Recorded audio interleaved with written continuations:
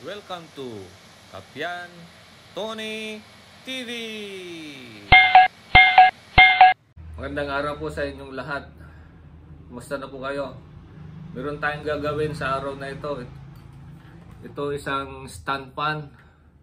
Ginagamit ko ito kagabi, biglang huminto. At pinawisan ako tuloy. Testing muna natin mga kaibigan kung mayroon pang continuity. Switch na tayo. Ito. Switch ko number 2. Tingnan natin kung may continuity. Nasa 100 times 100 na pala yung tester natin. Ayan. Tapos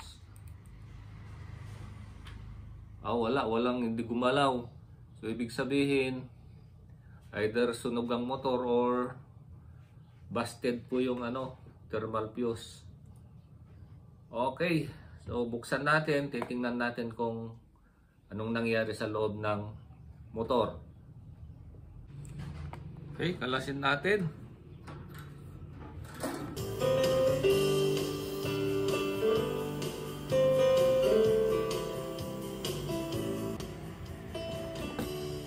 Gamitan natin ng cordless hand drill para mabilis magkalas.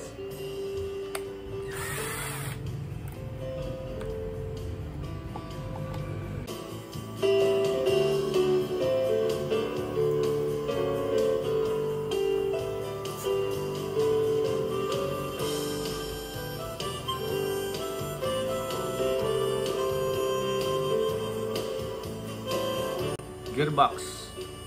Tanggal lang gearbox.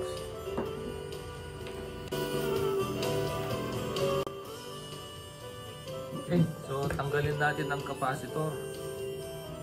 Check din natin mamaya kung okay pa yung capacitance niya.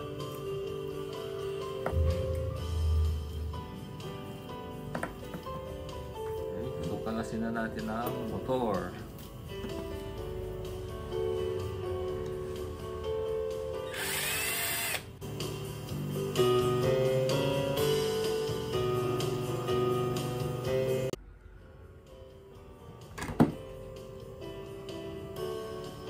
Siklam.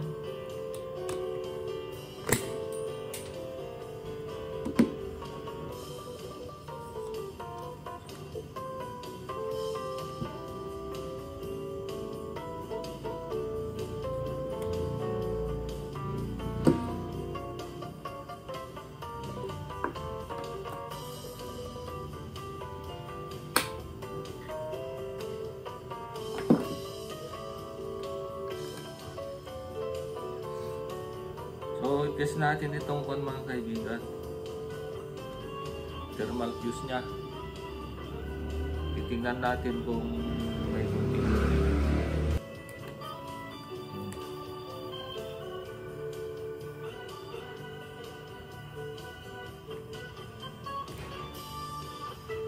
Ito mga kaibigan. Thermal fuse. Tingnan natin kung may continuity. Times 100. Iikon natin. Yun.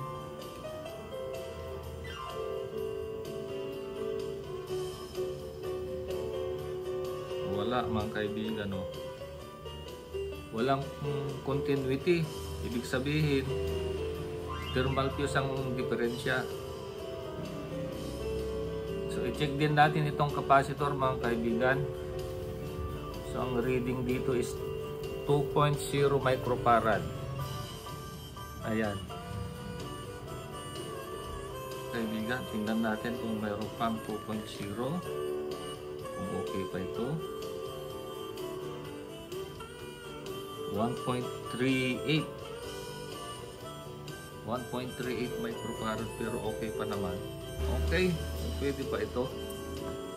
So meron tayong pan dito mga kaibigan, bago. Check natin kung may continuity ito. So yun.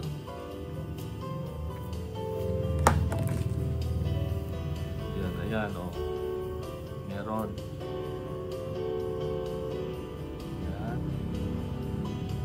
continuity. Maglagay din tayo ng sinkable tube dito sa green na wire, yung common. Tapos i-connect na natin. Simple connection.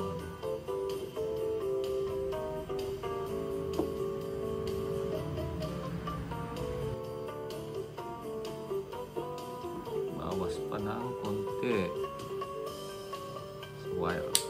Yun.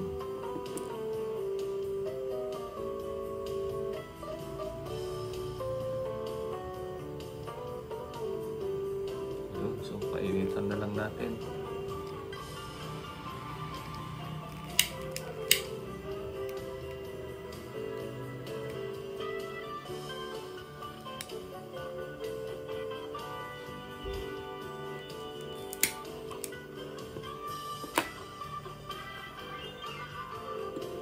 Ayun!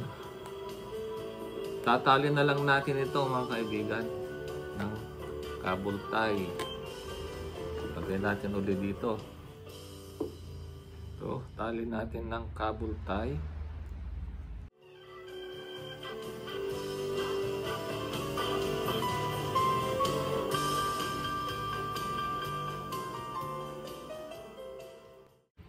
Okay. So yun, putulin na lang mga sobra mga kaibigan.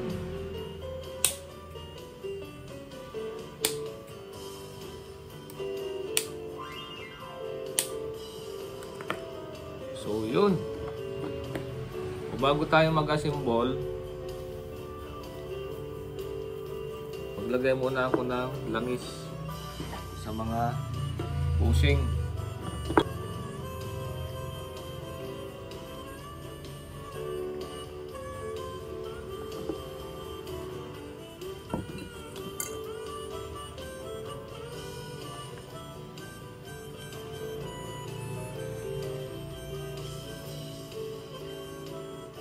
So mag-assemble na tayo mga kaibigan.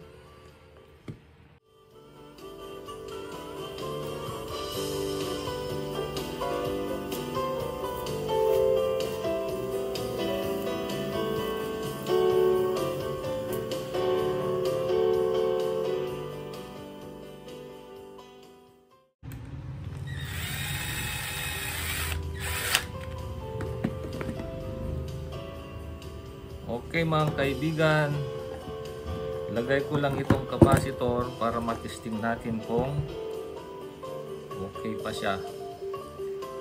Yung capacitor kahit baliktaran okay lang siya.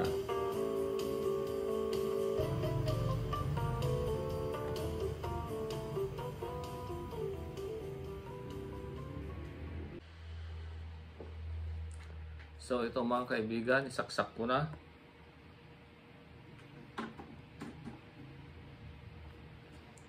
Okay, number 1. Ayun oh. Mandar na siya. So mag-assemble na lang tayo mga kaibigan.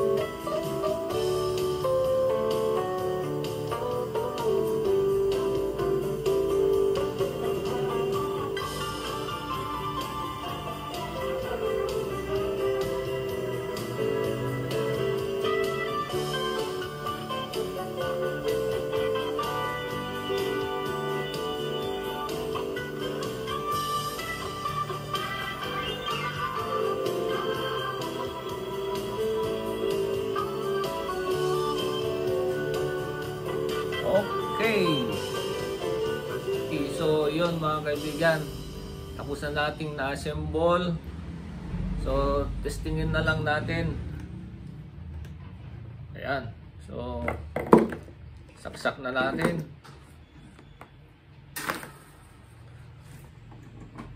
Ayan. Lagay natin sa number 1. So, okay na. Number 2. Number 3. So, yun lang mga kaibigan. Nagtatapos ang aking video sa araw na ito. Nagpalit tayo ng thermal fuse ng motor. Kasi ang nangyari ito, uminit. Kaya nabasted po yung thermal fuse.